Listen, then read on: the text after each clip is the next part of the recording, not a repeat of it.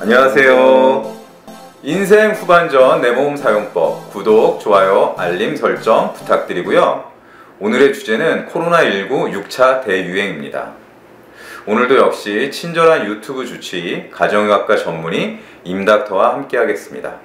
네, 반갑습니다. 지난 6월 1일에 코로나 백신 4차 접종과 관련한 이야기를 하면서 그때만 해도 꼭 맞으실 필요는 없다 이런 말씀을 드렸는데 이게 저희가 그때 가을쯤 또 다시 유행이 올 수 있다 가을쯤이라고 얘기를 했죠. 10월이 사실 정점일 거다 이렇게 그 당시에 예측을 좀 했었죠. 그런데 7월 19일 0시 기준으로 갑자기 또 폭증을 해서 7만 명이 넘었어요. 그러니까 지금 그 7만 명이 넘는 그 시점에 이제 발표된 게 이제 BA5가 이제 우세종화됐다고 돼 있거든요.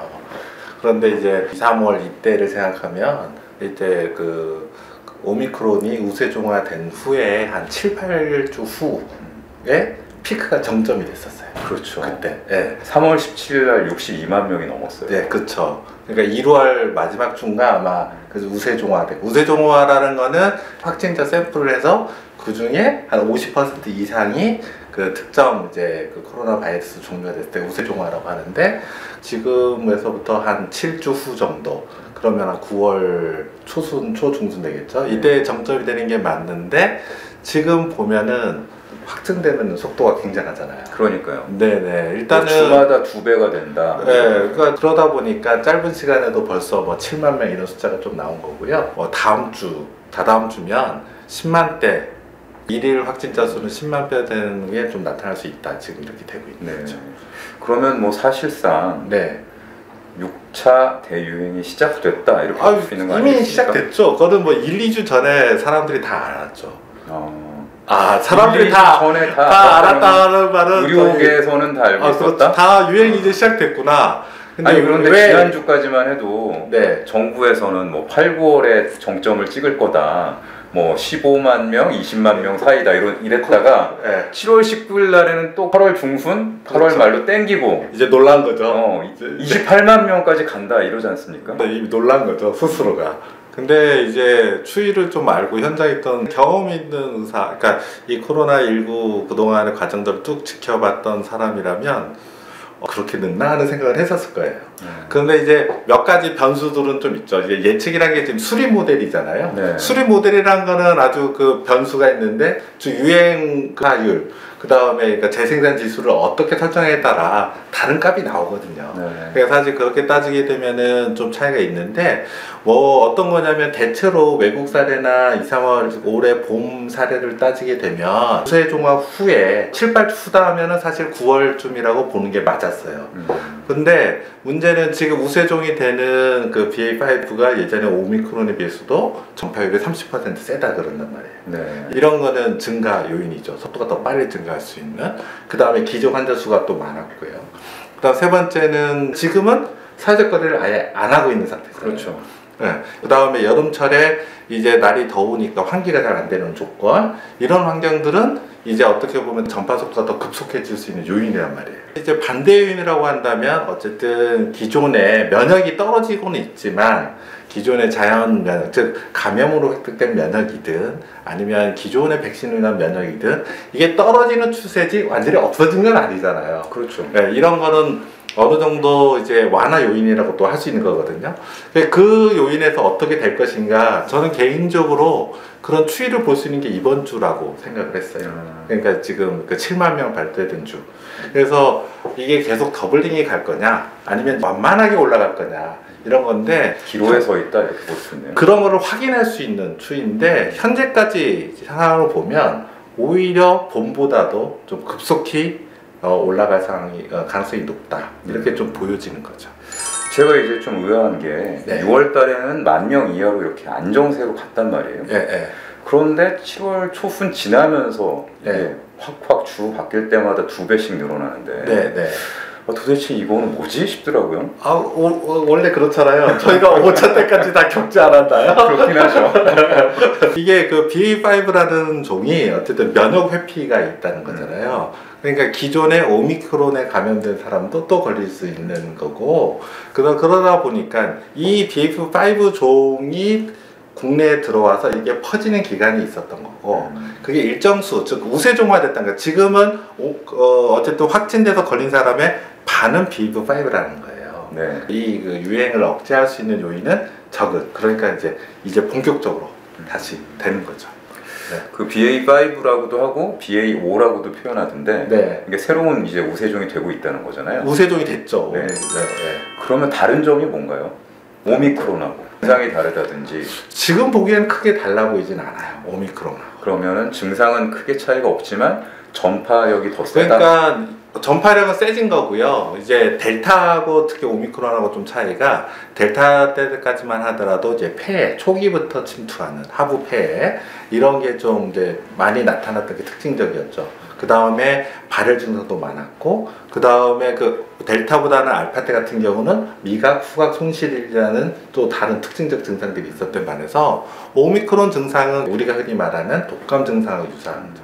우리가 오미크론 때 그 특징적으로 이제 인후통을 호소하는 사람이 많잖아요. 네. 지금도 그와 유사할 거라고 생각돼요. 네. 네. 제 주변에서는 이번에 희한하게 아직까지는 많지 않아가지고, 네, 제 주변 경험을 가지고 어떻다 말하기는 어렵고, 어쨌든 나온 이야기로 봤을 때는 오미크론하고 그렇게 뭐 증상이 차이가 있는 건 아닌 것 같습니다. 그 신문 기사에 뭐 이렇게 다르다 이렇게 표현하는데 다 델타 때와 비교해요. 네네. 그렇군요. 네. 그러면 이제 저희가 6월 1일 방송에서는 그 당시만 해도 꼭 4차 접종을 할 필요가 크게 없다 이렇게 말씀드렸는데, 왜냐하면 유행이 이렇게 가라앉는 시기였잖아요. 그때는. 제가 아마 그때도 그랬을걸요.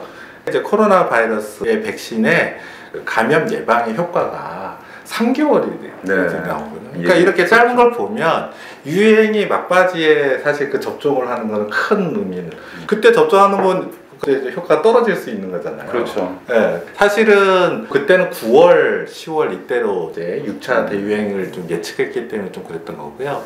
지금을 보면 이제 유행이 막 시작되는 시기이기 때문에 늦었지만 이제 백신이라고 하면 사실 맞으면 도움이 됩니다. 지금 맞는 건 도움이 되는데, 그 6월 1일 방송에도 얘기를 드렸지만 이 백신은 예전 코비드 바이러스에 대한 백신이라는 거예요. 처음 그렇죠. 바이러스에 대한. 그러니까 오미크론에서도 그렇게 조금 효과를 가졌던 건데, 이젠 그 오미크론의 하위 변이, 그 면역 회피 능력 있는 BA.5에 대해서는 그 봄에 3차 접종을 꼭 하십시오라고 할 만큼의 효과가 있느냐, 그 점에 대해서는 저는 회의적이에요. 솔직히. 근데 이제 정부에서 보면 네. 뭐 백신을 맞으라고 막 독려를 열심히 하는 것 같더라고요. 그러니까 저 입장에서는 60대 이상의 고위험군의 경우에는 맞으시는 게 도움이 된다. 근데 예전에 만약 백신 접종에 대해서 뭐 문제가 있었던 분이시거나 그러신 분의 경우에는 뭐 그렇다고 해서 뭐 꼭 맞으셔야 된다 이렇게 말씀드리기 또 어려워요. 그러니까 이게 뭔가 자신 있게 권할 만큼의 그건 아니에요. 그 정도의 메리트가 있는 건 아니다. 바이러스가 많이 바뀌었기 때문에. 네.